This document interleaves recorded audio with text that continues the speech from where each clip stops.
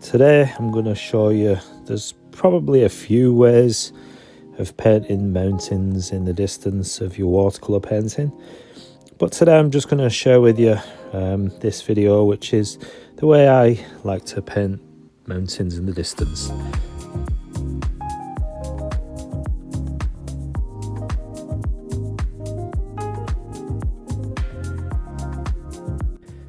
So the first thing I like to do is cover the pretty much entirety of the paper with water, and how I do that is with my small hake brush. You can use any large brush you have, but I do like to use a hake for this stage.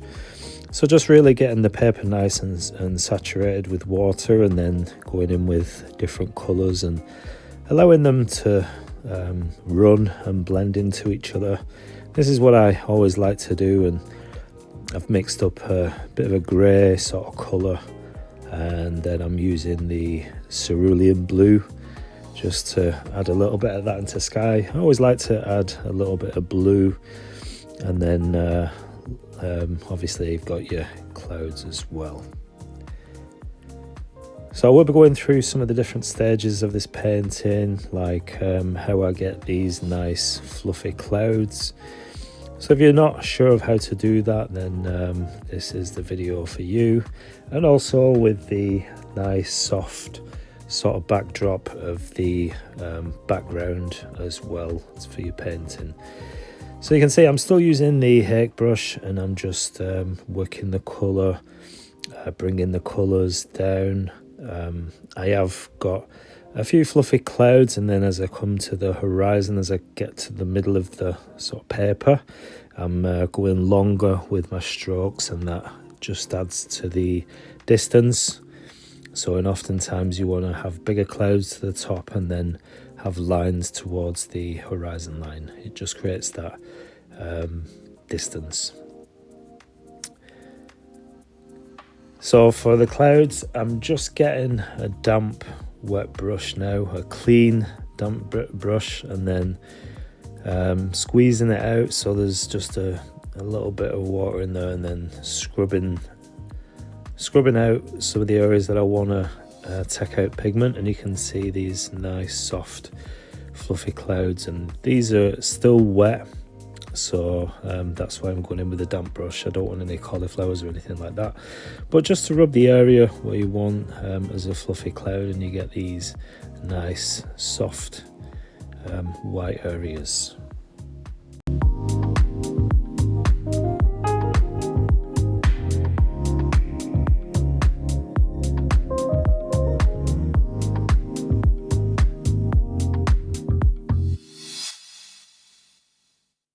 Can you see how nice that those clouds are looking as you just rub the areas with the damp brush and just take out the pigment? And also you want to soften any edges as well if you want that sort of fluffy look. It's almost a dreamlike cloudy sky. Let me know what you think. Hopefully you like it. Give us a thumbs up for this video if you do, and let me know what you think of the sky so far. So I don't tend to mess around too much with the sky areas, clouds or anything like that. So it's nice to get it down and just sort of leave it and not mess too much. And so to do the distant mountains, I've just added a little bit of a purple mix. Just took it across, and I don't know why, but I always tend to do 3 mountains, and don't ask me why. And then I'm just doing the same as what I did in the clouds. Clean damp brush, just wash the brush and then squeeze the excess water out, and then pull it down, as you can see, through the mountain, one of the sides, and just pull it across, and you get this nice soft background. So you can see it's really in the distance, so you want to go quite light, and you don't want much detail. So in order to get that looking in the distance, you want to do it while it's still wet, the paper, so you get these really soft edges, and you can see the effect, the distance. And comparing that with the layer that I'm doing now, this is another what's a mountain ridgy sort of edge, probably hills or something like that. But because this is more in the foreground, then I want this more of a solid shape. So I'm using my Hake brush again just to get more surface covered, so you don't have to mess around too much, and it gives that nice continuation. Now I want to add a little bit of mist, or just soften the bottom edge of this peninsula. So I'm just using the same technique as I showed you in the clouds, just washing my brush and then squeezing out the excess water, and then rubbing it along the edge and just letting it take some of the colour. You get this really nice almost misty effect. So it's really good in a landscape scene if you want just to add a little bit of atmosphere and a bit of just interest. And if you're not sure of what to do on the bottom of your mountains, then this is a perfect way to sort of do that. And then I just want to go in and darken some of the outline, just to bring this these mountains more towards us, and push those mountains further in the background, the ones in the background. So I think it's an overall a really nice scene, quite simple so far. I know I've said that before, and I try to do the simple, show you in the simplest way that I possibly can. But this is what I'd say quite simple. Let me know in the comments what you think. If you think this is quite simple, or do you want me to try and simplify and explain a bit more, show you a bit more maybe. I do appreciate it if you send me some feedback. So what I'm doing here, I'm just dropping in a little bit of green, just a bit of sap green. I tapped my brush into that and just wanted sort of trees or something in this, I'd say the mountains, and then before it sort of disappears into the mist.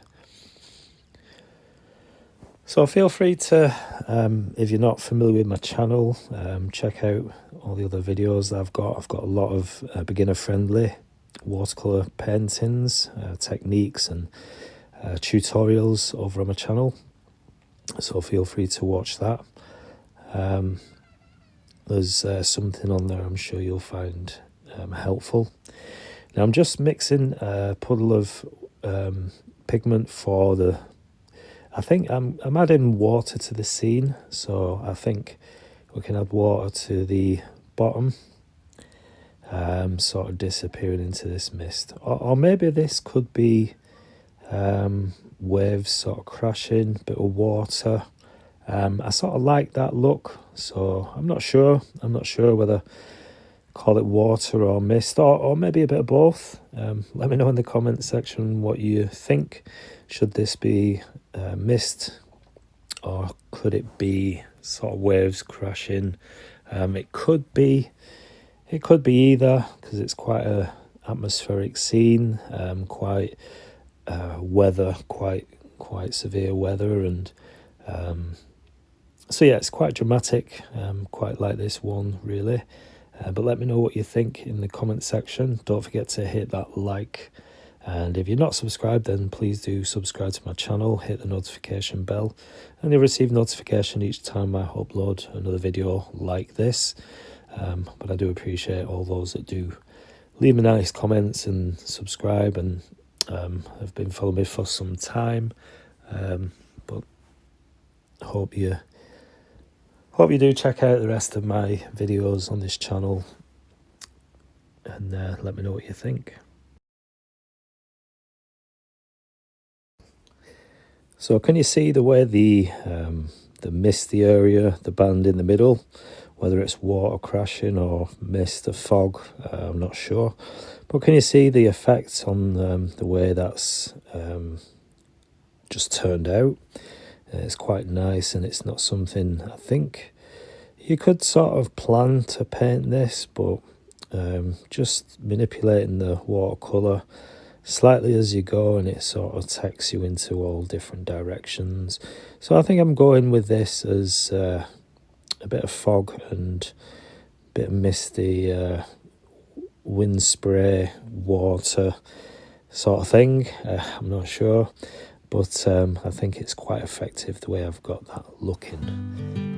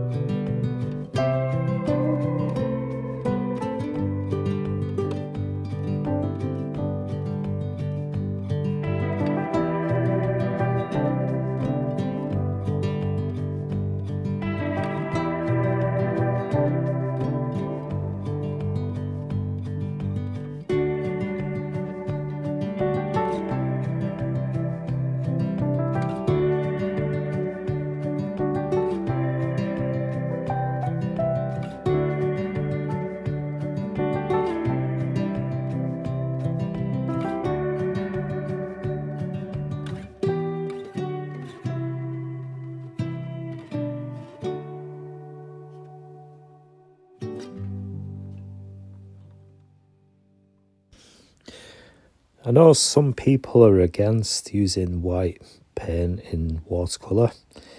I usually do use a white gouache, but I'm using this white, it's Chinese white actually, in watercolour. It's the Winsor & Newton.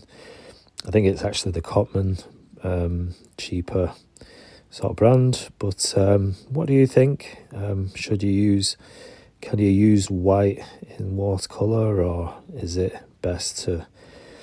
I probably would prefer to use the white of the paper, but just in this case, it's nice to just enhance a few areas and just add little bits here and there. But let me know what you think.